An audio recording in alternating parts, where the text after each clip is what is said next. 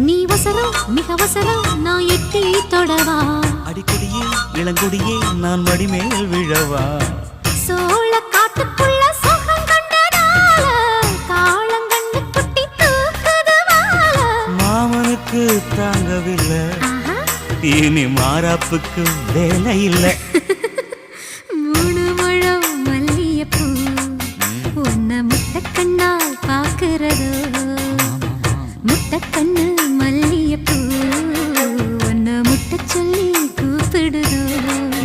நீ காவலுக்கு மட்டும் இல்லையா எங்கட்டிலுக்கும் கெட்டிக்காரையா நான் சொடக்கெடுக்க சொல்லி தரையா நீ கிட்ட வாயா மல்லியப்பூ